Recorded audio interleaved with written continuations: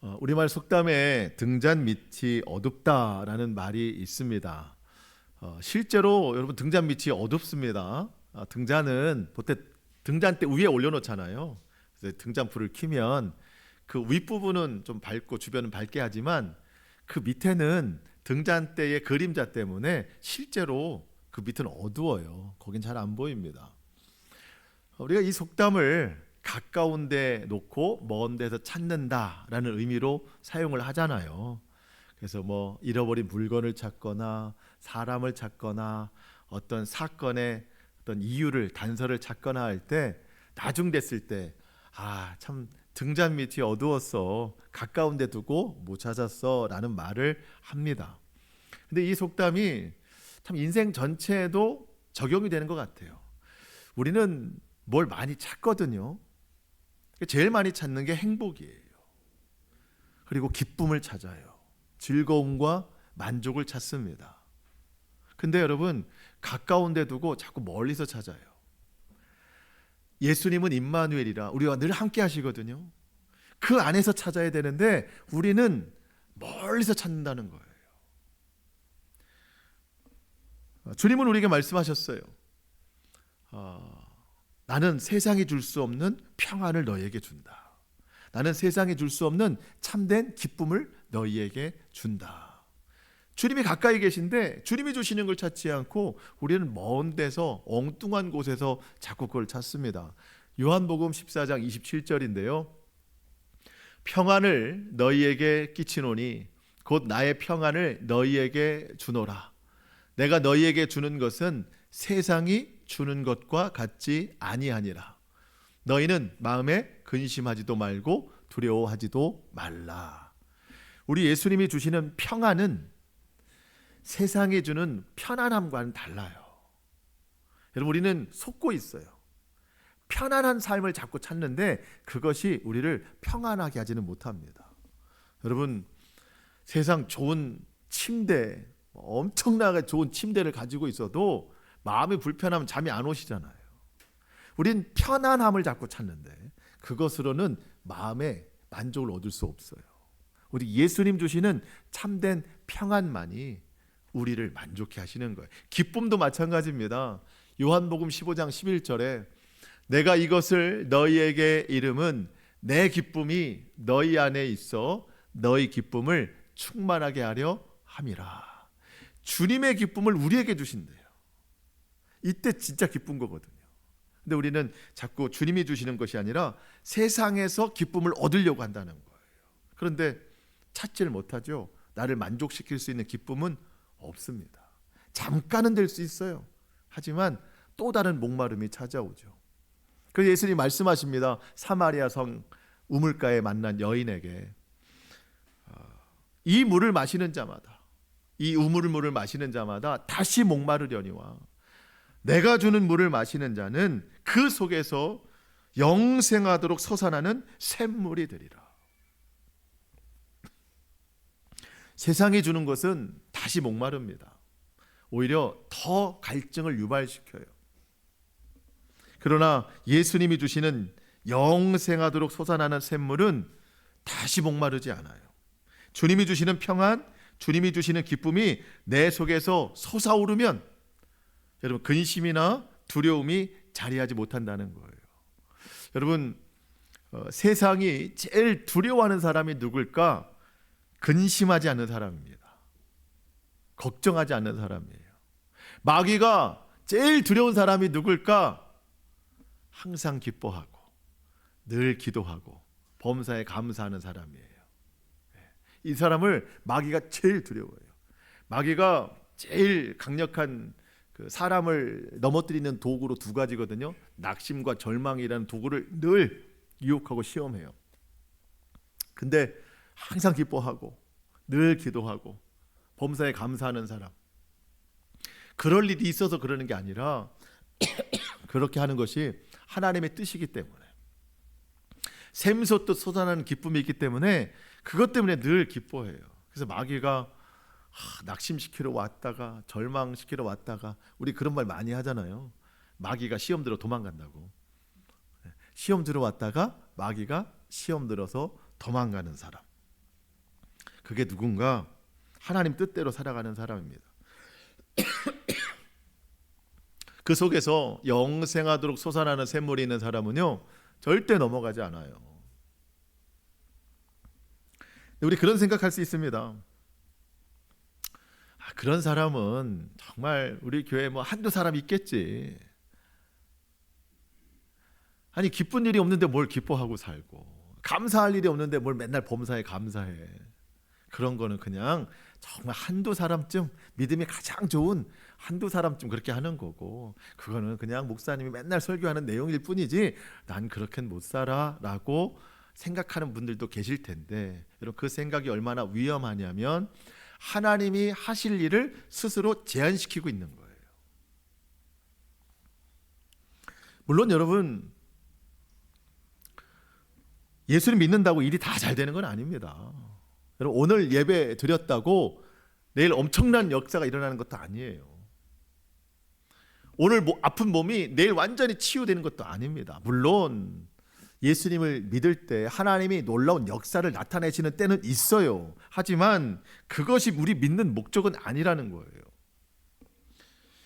여러분, 어제까지 나를 짓누르던 삶의 문제가 오늘 예배를 통하여서 오히려 문제가 아니라 소망으로 발견되는 것, 이게 믿음이라는 거예요. 어제까지 나를 못 살게 만들던 삶의 문제가 그것 때문에 내 믿음이 한 단계 더 나아가는, 오히려 고난이 유익이 되는, 그렇게 인식의 전환을 이루는 것이 믿음이라는 거예요. 여러분, 시편에 보면은요, 그런 제목이 있어요. 성전에 올라가면서 부르는 노래, 이런 시편의 제목들이 있습니다. 시편 기자가 그랬던 것 같아요. 이스라엘 사람들은요, 절기가 되면 뭐 다 예루살렘 성전에 모이잖아요. 한 곳에 모입니다. 심지어 외국에 살던 유대인들도 다 모입니다. 시편 기자도 그랬던 것 같아요. 아마 갈릴리에 살았든지 외국에 살았든지 예루살렘 성전까지 가는데 매우 먼 거리를 걸어갑니다. 얼마나 힘들겠어요. 몇백 킬로를 갈 수도 있는 거예요. 해외에서 온 사람은 더 멀리 오는 거예요. 가는 길도 험하고 먼데 더 나를 짓누르는 건 삶의 고통이에요. 그동안 살아오면서 겪은 많은 어려움과 고통이 마음을 짓누르고 있어요. 그렇지만 이제 그래도 하나님을 예배하러 먼 길을 가고 있는데 저 앞에 먼 큰 산이 보이는 거예요. 저 산을 넘어가야 예루살렘에 도착하는 거거든요. 그런데 저 앞에 보이는 저 먼 높은 산이 마치 내 삶의 무게와 같이 보이는 거예요. 내 삶의 높이와 같이 보이는 거예요. 너무 힘들게 보이는 거예요. 저 산 넘어가기가 너무 지치는 거예요. 그래서 이 삶의 여러 가지 어려움들을 어떻게 이겨낼 수 있을까, 그런 생각을 좀 가지고 있던 차에 갑자기 마음에 질문이 하나 생기는 거예요. 저 산을 누가 만들었지? 자기도 모르게. 저 산을 누가 만들었지? 이 질문을 유치부 때 받아보고 처음 들어보는 것 같아요. 저 산을 누가 만들었을까요? 유치부 선생님이. 여러분, 누가 만드셨죠?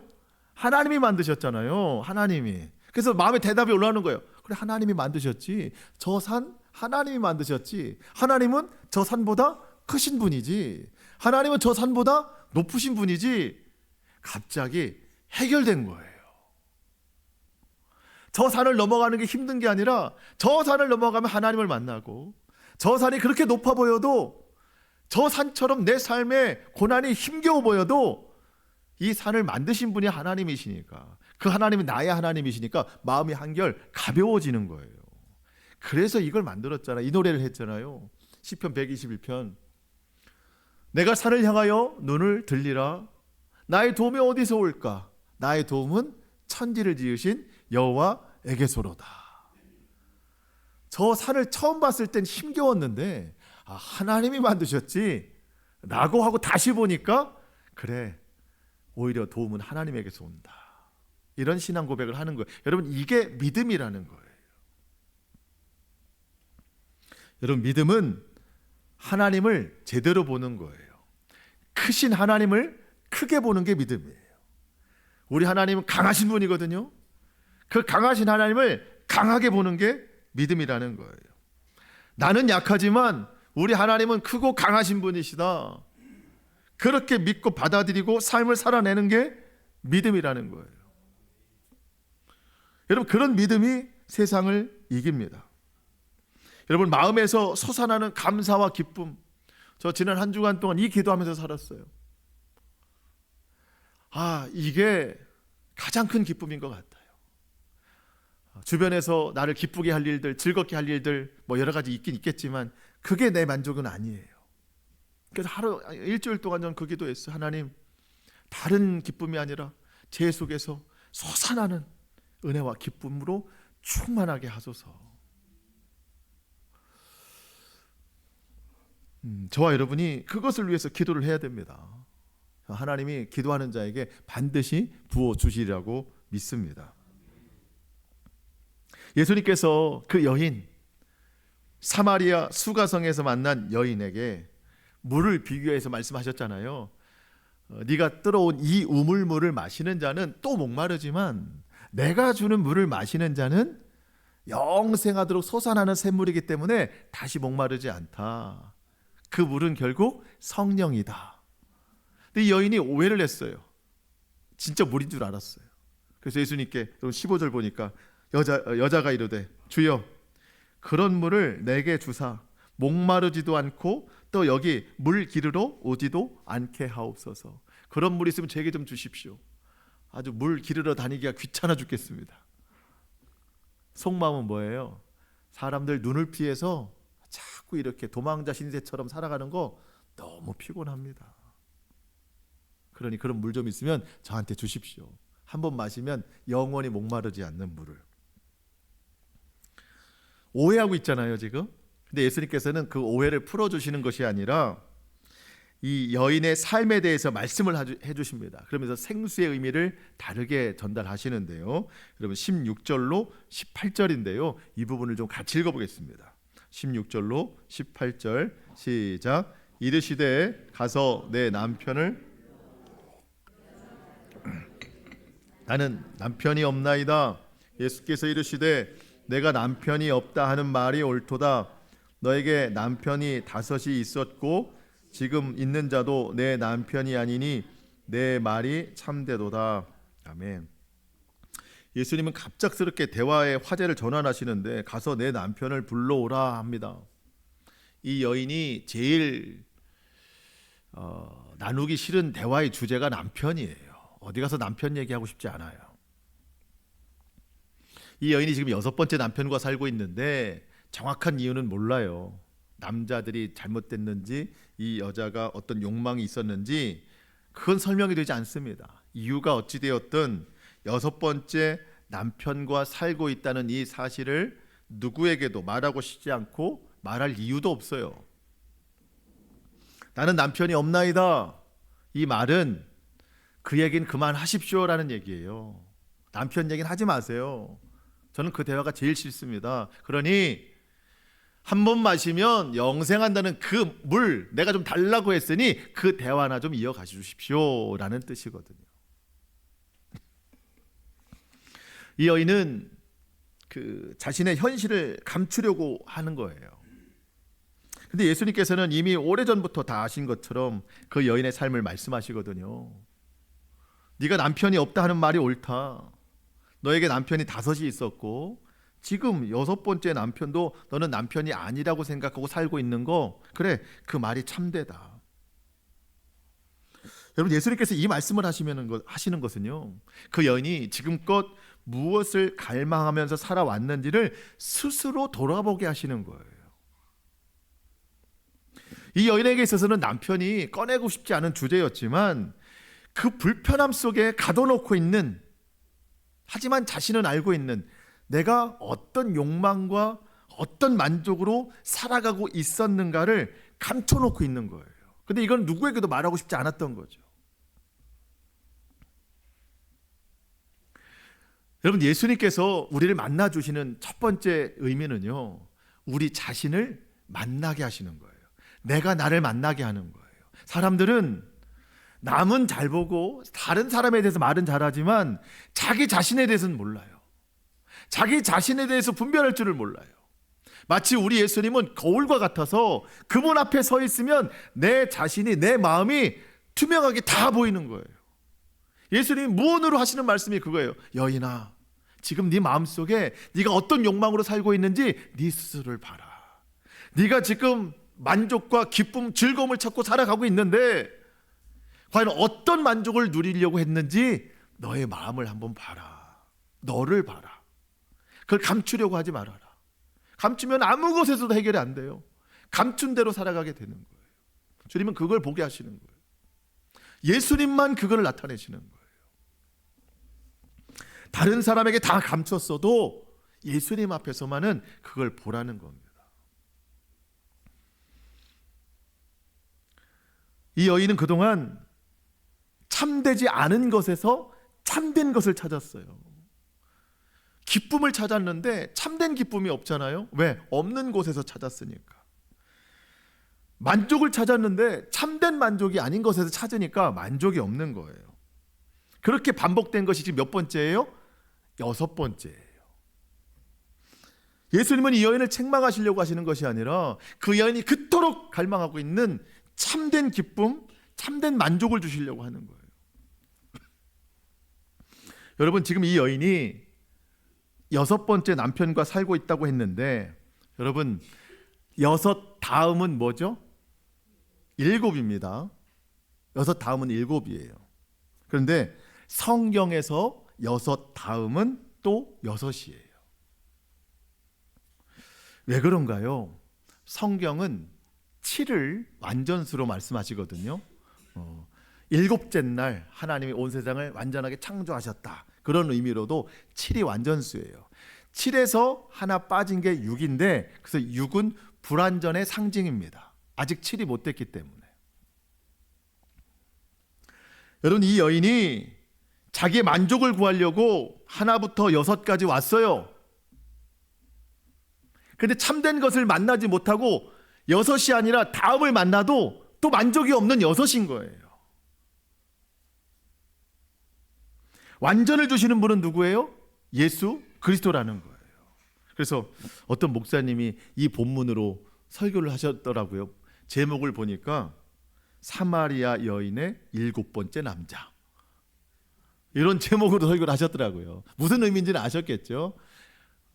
예수님이 그 여인의 남자는 아니시고 그 여인의 6번째까지 모든 갈망을 씻어주실 완전한 주님으로 주님이 오셨다는 거예요. 여러분, 오늘 예수님께서 저와 여러분에게도 같은 의미로 물어보신다고 생각해요. 예수님이 그 여인에게 가서 내 남편을 불러와라. 전 남편이 없습니다. 그래, 그 말이 옳다. 오늘 저와 여러분에게 너의 만족을 한번 얘기해봐라. 주님, 저는 만족이 없습니다. 그래, 네가 만족이 없다고 말하는 게 참되도다. 내가 지금까지 5번의 만족을 얻기 위해서 노력하고 살았고 또 거기에 마음을 두고 살았는데 거기에도 만족이 없었고 지금 네가 찾고 있는 만족도 너의 만족이 되지는 못할 것이다. 언제까지나 우리는 6이에요. 6에서 머물러 있는 거. 여러분, 우리가 만족을 주지 못하는 것에서 자꾸 만족을 얻으려고 하는 어리석음을 버려야 됩니다. 평안을 주지 못하는 것에서 평안을 얻으려고 하는 그 무지에서 깨어나야 됩니다. 여러분, 예수님께서 죽으시고 장사되신 지 3일 만에 부활하셨어요. 무덤에서 나오셨어요. 근데 여인들이 예수님의 그 시신에 향품을 바르러 썩지 않게 하려고 그 아침에 갔는데 무덤 문이 열려 있고 예수님의 시신이 없어요. 이 여인들이 걱정하기 시작합니다. 누가 우리 예수님을 훔쳐갔는가? 그랬더니 저 옆에 천사가 그런 말을 하잖아요. 어찌하여 산 자를 죽은 자 가운데서 찾느냐? 말씀하신 대로 예수님은 살아나셨다. 산 자를 죽은 자 가운데서 찾느냐? 여러분, 왜 자꾸 산 소망을 죽은 자 가운데서 찾느냐는 거예요. 왜 여러분의 참된 기쁨과 참된 만족을 죽은 곳에서 찾냐는 거예요. 우리에게 참된 기쁨을 주실 분은 오직 예수님 한 분뿐이라는 거예요. 더 이상 저와 여러분이 6에 머무르지 말고 7이 되시는 오직 예수님 그 한 분만으로 만족하는 저와 여러분의 삶이 될 수 있기를 축복합니다. 예, 주님이 우리에게 샘솟도 솟아나는 영생수를 부어주신대요. 근데 이게 언제 이것이 이루어지는가? 오늘 제가 드리고 싶은 말씀이에요.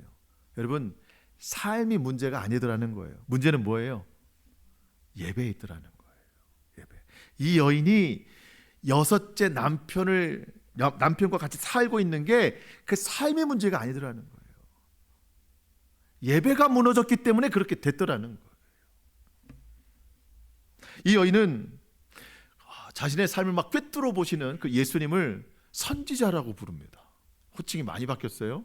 처음에는 유대인의 남자라고 불렀다가 나중에는 조금 더 권위가 있어 보이니까 주여라고 불렀다가 이제는 여러분 7절에 보니까 여자가 이르되 주여 내가 보니 선지자로소이다. 엄청나게 지금 바뀌었어요. 맨 마지막은 그리스도라고 바뀌어요. 이 여인이 지금 온전한 믿음을 향해 나아가고 있는 겁니다. 선지자니까 하나님의 말씀에 대해서 다 아는 것 같아서 질문을 좀 드려보고 싶은데 그게 뭐냐면 20절 우리 조상들은 이 산에서 예배하였는데 당신들의 말은 예배할 곳이 예루살렘에 있다 하더이다. 우리 사마리아 사람들은 이 사마리아에 있는 산 위에서 예배를 드리면 하나님이 기뻐하신다고 우린 들었습니다. 어렸을 때부터. 근데 당신 유대인들은 예루살렘 성전에 가서 예배를 드려야 된다고 믿는데 도대체 어디가 진짜입니까? 이거를 물어보는 거예요. 지금으로 말하면 뭐라고 비교할까요? 예, 정말 말도 안 되는 비교 있겠지만 어떤 교단이 진짜인가요? 약간 이런 느낌인 거예요. 어디가 진짜인가요? 이런 느낌인 거예요. 예. 중요하다는 거예요? 안 중요하다는 거예요? 안 중요하다는 거예요. 그게 어디서 예배를 드리냐가 중요한 게 아니라는 겁니다. 유대인들은 사마리아 사람들을 저주하다시피 했어요. 그래서 예루살렘에 있는 성전에 못 오게 했단 말이죠. 그러니까 사마리아 사람들은 그래? 그럼 우리도 예배 초소를 만들겠어. 사마리아 땅에 있는 그리심산이라는 곳에 예배 초소를 만들어서 거기서 예배했단 말이죠. 사람들한테 이제 주입식 교육을 시키는 거예요. 하나님은 여기에만 계시다. 저 예루살렘에는 없다. 예루살렘 사람들은 아니다. 여기에만 하나님이 있다. 서로 대치가 된 거예요. 이 여인이 궁금한 거죠. 하나님 도대체 어디에 계십니까? 그 궁금증을 풀어줄 분을 만났다고 생각하면서 물어본 겁니다. 그때 예수님이 중요한 말씀을 주십니다. 21절 예수께서 이르시되 여자여 내 말을 믿으라. 이 산에서도 말고 예루살렘에서도 말고 너희가 아버지께 예배할 때가 이르니라. 여자여 내 말을 믿으라. 원어 성경에 보면 말이라는 단어가 빠져 있어요. 여자여 나를 믿으라. 나를 믿으라. 왜 예수님 믿으라고 말씀하실까? 앞서 대화 중에 그런 내용이 있었습니다. 처음 만나셨을 때 여자여 네가 내가 누군지 알았더라면 내가 하나님의 선물을 주는 이유 목마르지 않는 영생수를 주는 사람인 것을 알고 나에게 구했을 것이다. 내가 누군지를 알았더라면. 이제는 예수님의 여인이 예수님에 대해서 어느 정도 알았어요. 그래서 지금 선지자라고 부르기도 하잖아요. 자, 안 다음엔 뭐 해야 돼요? 믿어야 되는 거예요. 예. 이제 알았다면 여자여 내 말을 믿어라. 믿어라. 어떤 말씀을 믿을까요? 예배는 이 산 사마리아 산에서도 아니고 예루살렘에서도 아니고 너희가 아버지께 예배할 때가 온다. 장소가 아니라 때가 중요하다는 거예요. 그 때가 어느 때인가? 예배할 때. 그럼 지금 사마리아 사람들, 유대인들도 계속해서 예배를 드리고 있는데 그들의 예배가 그러면은 잘못됐다는 건가? 그렇지는 않아요. 하지만 완전하지는 않다는 겁니다. 언제 예배가 완전해지는가? 이런 겁니다. 사람들이 구약의 성도들이 하나님을 예배하러 가는데 성전에 찾아갔는데 여러분 일반 백성들은 이 건물 안에 들어가요? 못 들어가요? 못 들어가요. 저 마당에서 자기 짐승 데려와가지고 또 성전에서 사가지고 그 피를 내고 살점을 내서 그냥 제사장한테 갖다 주고 내 죄 좀 사해 주십시오. 내 기도 좀 들어주십시오. 마당에서 끝나는 거예요. 그럼 제사장이 알았다 하면서 그 사람을 대신해서 하나님 앞에 제물을 올려드리는 거예요. 근데 그 제사장조차도 하나님이 계시다고 하는 이 지성소까지도 못 나가요. 대제사장, 그 사람 한 번만, 1년에 한 번만 저 깊은 곳까지 나갈 수 있는 거예요. 그러니까 사람들이 하나님을 예배한다고 해도 하나님을 못 만나는 예배예요. 근데 예수님이 말씀하십니다. 너희가 아버지께 예배할 때가 온다. 그때가 언젠가? 여러분, 예수님이 십자가에 달려 죽으시는 순간 성전에 있던 휘장이 둘로 찢어졌어요. 그때 가려있던 모든 것이 다 열리고, 제사장 때문에 예배를 드리는 것이 아니라 모든 사람들이 다 하나님 앞에 예배를 드리러 갈 수 있는 거예요. 유대인뿐만 아니라 이방인들도 다 들어갈 수 있는 거예요. 너희가 아버지께 예배할 때가 곧 이르리라. 자, 예배는 어디서 드리는 게 중요한 게 아니라 예수 그리스도의 보혈로 그 은혜를 통하여서 내가 하나님 앞에 나아갈 수 있음을 기억하고 그 은혜로 감사하면서 드리는 게 예배라는 거예요. 그러니까 여러분, 오늘도 사실은 여러분 구약시대에 살았다면 여기까지 못 나오셨다니까요. 아마 1층에 계셨을 거예요. 1층에 엘리베이터 못 타고. 근데 예수님의 은혜로 우리가 와서 이렇게 예배 드리는 거예요. 그러니까 여러분, 예배는 기본적으로 감사예요. 감사. 히브리 기자가 이런 고백을 했습니다. 히브리서 10장 19절. 그러므로 형제들아, 우리가 예수의 피를 힘입어 성소에 들어갈 담력, 자격을 얻었나니 그 길은 우리를 위하여 휘장 가운데로 열어놓으신 새로운 무슨 길이에요? 살 길입니다. 살 길이에요. 예배는 우리가 살 수 있는 유일한 길이라는 거예요. 휘장, 그 찢어진 것은 곧 예수님의 육체니라. 그래서 여러분, 예배는 살기 위해서 드리는 거예요. 살기 위해서. 그냥 드리는 게 아닙니다. 예배 못 드리면 내가 죽을 것 같아서 살기 위해서 드려야 돼요. 예수님이 생명 내어주셔서 우리를 이 길로 인도하셨으니 우리도 생명 바쳐서, 생명 다해서 하나님을 예배해야 된다는 겁니다. 예수님께서는 이 여인의 그 결핍, 만족에 대한 갈급함이 삶에 있지 않고, 문제가 거기에 있지 않고 잘못된 예배에 있다는 걸 아시고 그를 가르치시는 거예요. 정말 채워져야 할 것이 채워져야 되는데 그게 없으니까 다른 것으로만 채우려고 했던 거예요. 우리도 마찬가지입니다. 예배와 말씀으로 우리의 영혼을 채워야 되는데 그게 채워지지 않으니까 우리가 자꾸 손에 세상 것을 만지고 이 마음에 세상 것을 채우고 욕심과 죄를 막 채우는 거예요. 여러분, 채움이 있으면은요 다른 거 손 안 댑니다. 채워지는 게 없으니까 자꾸 죄에 손대는 거예요. 욕심에 손대는 거예요. 예수님께서 사마리아 여인에게 참된 예배에 관해서 말씀하시는데 이것이 우리가 드릴 예배가 되어야 됩니다. 우리 마지막 22절로 24절 큰 목소리로 같이 한번 읽겠습니다. 22절로 24절 시작. 너희는 알지 못하는 것을 예배하고 유대인에게서 남이라. 아버지께 참되게 예배하는 자들은 영과 진리로 예배할 때가 오나니 곧 이때라. 아버지께서는 자기에게 이렇게 참되게, 하나님은 영이시니 예배하는 자가 영과 진리로 예배할지니라. 아멘. 너희는 알지 못하는 것을 예배하고 우리는 아는 것을 예배한다. 사마리아 사람들은요 이 성경책 중에 앞에 5권만 가지고 있대요. 모세오경만 있대요. 유대인들 중에 사두개인들도 그랬는데 앞에 5권만 가지고 다닌대요. 무거워서 그런 게 아니라 그게 진리라고 믿고 있는 거예요. 근데 여러분, 사마리아 사람들은요 혈통적으로 혼혈이 됐다고 했잖아요. 이방 민족이 섞였다고 했잖아요. 그러니까 성경도 가지고 다니고 그 주변에는 우상 신전도 있는 거예요. 그러니까 성경도 제대로 알지 못하고 이방 신도 섬기고 있으니 너희는 알지 못하는 것을 예배하고 있다.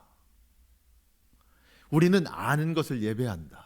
근데 여러분, 유대인들은 성경을 다 가지고 있어서 아는 것을 예배한다고는 말하지만 여러분, 그들이 진짜로 하나님을 제대로 예배하고 있습니까?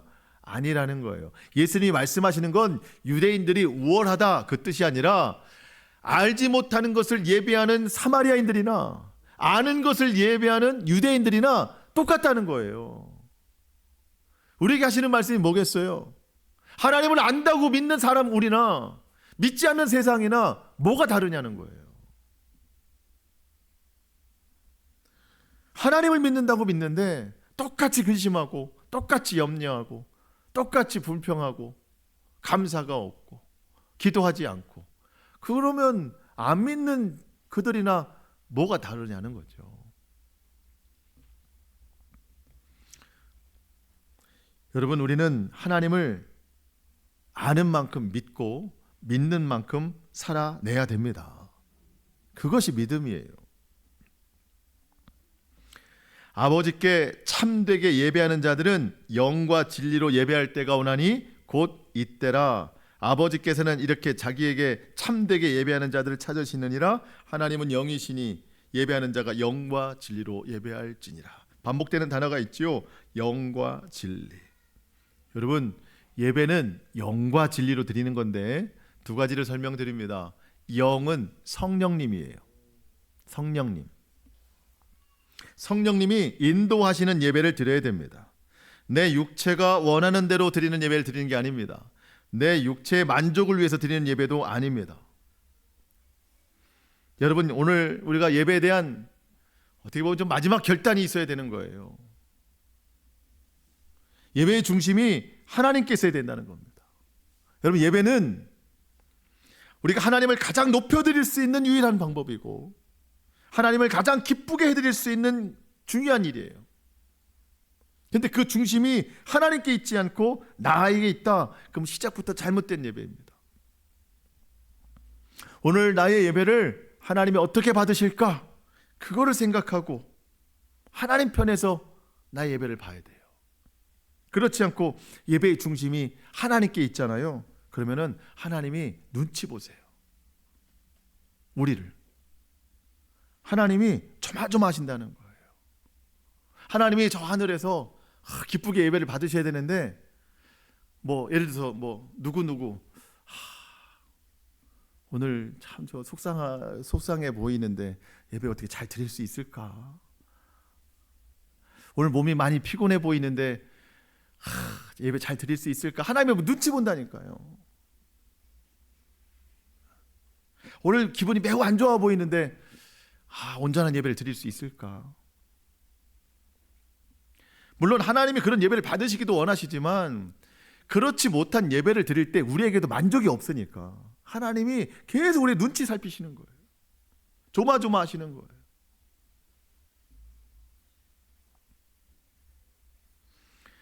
여러분, 우리의 예배는요, 내 기분에 따라서, 내 컨디션에 따라서, 내 상황에 따라서 달라지는 예배가 되면 안 되는 거예요. 영으로서 성령님이 우리 마음에 주장하시는 대로 하나님이 기뻐 받으실 만한 예배를 온전히 드려야 돼. 집중이 거기에 있어야지 내 컨디션에 따라서, 내 상황에 따라서 될 때 있고 안 될 때 있고. 여러분, 그게 무슨 예배예요? 또 늘 드리는 말씀이지만 절대 몸만 와 있는 예배가 되면 안 됩니다. 하나님은 영이시니 예배하는 자가 영으로 예배 드려야 돼요. 몸으로 드리는 예배가 있지만 마음으로 드리는 예배. 난 오늘 몸이 왔으니까 됐지, 하나님 눈두장 찍었으니까 됐지. 안 됐어요.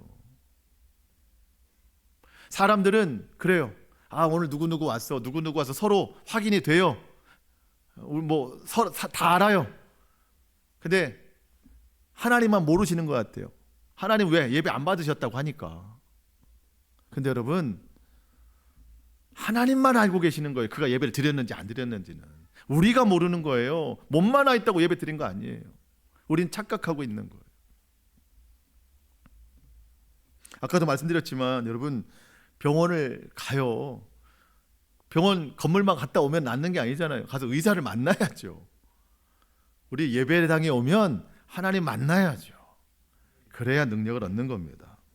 육체의 만족을 얻으려고 하는 게 아니에요. 성령의 역사를 기대하는 겁니다. 그리고 진리로 하나님을 예배해야 된대요. 여러분, 진리는 말씀입니다. 말씀. 결국 예배는 말씀을 얻는 시간이에요. 말씀은 생명이고 양식입니다. 하나님 말씀대로 예배하고 하나님 말씀 듣는 예배가 되어야 됩니다. 그 말씀이 우리 가운데 채워졌을 때 그 속에서 영생하도록 솟아나는 샘물이 있다는 거예요. 여러분, 삶에 문제가 있지만 거기에서 답을 찾을 게 아니더라는 거예요. 자꾸 등잔 밑이 어둡더라는 거예요. 다른 데서 찾을 게 아니라 예배에서 답을 찾아야 됩니다. 예배에 집중하고, 여러분, 예배만 잘 드려도 삶이 달라져요. 영혼의 기쁨이 있어요. 삶을 이겨내는 힘이 있어요. 예배의 기준이 하나님께 있어야 됩니다. 하나님이 참 좀 충격적인 말씀을 하시는데, 하나님께서는 이렇게 자기에게 참되게 예배하는 자들을 찾으시느니라. 여러분, 주일날 이 시간이면은요, 우리나라뿐만 아니라 전 세계적으로 하나님을 예배하는 사람이 뭐 셀 수나 있겠어요. 얼마나 많은 사람들이 지금 하나님을 예배하고 있는데 하나님은 지금도 예배하는 자들을 찾고 계시대요. 근데 참 충격적인 것은요, 하나님이 찾으시는 사람은 여러분, 예배 자리에 앉아 있는 사람을 찾으시는 게 아니에요. 하나님을 참되게 예배하는 자. 여러분, 예배 자리에 앉아 있는 사람은요, 엄청나게 많습니다. 그런데 그 자리에서 하나님을 참되게 예배하는 자는요, 아주 적어요. 아주 적어요. 그 사람을 찾고 계시대요. 하나님은 예배 몇 명이 들었는지, 예배 숫자, 그 숫자에 관심 있는 게 아니에요. 교회는 대부분 그 숫자에 관심이 있어요. 교회 몇 명이 모이는지, 오늘 예배 몇 명 드렸는지, 그 숫자가 만족이에요. 근데 여러분, 하나님은 그 숫자의 만족이 아닙니다. 과연 누가 몇 명이나 참되게 예배를 드렸는가, 지금도 찾고 계시대요. 여러분, 성경이 쓰여진 지가 얼마나 오래됐어요. 그때도 찾으시는데 지금도 찾고 계시다니까. 그리고 이 성경책은 앞으로도 계속 찾으실 거예요. 왜? 그런 사람이 많이 없으니까. 저는 우리 교회가 모두 하나님이 찾으시는 그런 참된 예배자가 될 수 있기를 축복합니다. 한 사람도 빠짐없이. 자리에 앉아있는 예배가 아니라, 또 우리 집사님 네 분도 이제 오늘 예배 드리시고 또 내일 베트남으로 가실 텐데, 거기가 성전이잖아요. 거기 온라인으로 예배를 드리시게 될 텐데 그 자리가 성전이에요. 근데 얼마나 힘들겠어요, 온라인으로 예배 드린다는 게. 그 자리에서도 하나님이 찾으시는 예배자가 되어야 된다. 그런 마음으로 예배를 드리면 거기가 성전이죠. 이것으로 말씀을 좀 정리하려고 하는데요. 여러분, 하나님이 찾으시는 참된 예배자, 그 예배를 잘 드렸는가는요, 어디에서 증명되는가? 예배 후에 증명이 됩니다. 예배 후에. 여러분, 예배를 잘 드린 사람은요, 솟아나는 샘물이 있어요. 샘물이 있어요. 성경에 보면은요, 그 사람은 시냇가에 심겨진 나무가 된대요. 물이 솟아나니까. 시냇가에 심겨진 나무는요, 철을 따라 열매를 맺어요. 잎사귀가 푸르 마르지 아니한 같습니다. 어떤 열매를 맺을까요? 돈 열매, 성공 열매, 취업 열매? 아닙니다. 사랑, 희락, 화평, 오래 참음, 자비, 충성, 온유, 절제, 양선, 이런 열매가 맺혀지는 거예요. 그러니까 예배 잘 드린 사람은요, 얼굴이 달라지고 말이 달라져요. 행동이 달라져요. 예배 후에부터, 월요일부터 금요일, 토요일까지 정말 생명수가 흘러나는 삶을 살아가는 거예요. 그게 예배예요. 말씀을 마치겠습니다. 여러분, 예배 잘 드린 사람은요, 나는 죽고 예수로 사는 사람이에요. 그 생명력이 넘쳐 흘러가는 겁니다. 그 사람이 날마다 하나님 나라를 살아가게 될 줄로 믿습니다. 저와 여러분이 이와 같은 결실을 얻는, 정말 이제부터는요, 실패가 아닌 온전한 예배, 하나님이 받으시는 예배, 하늘에서 내려주시는 예배, 그런 예배 드릴 수 있기를 주님의 이름으로 축복합니다. 아멘. 우리 기도하겠습니다.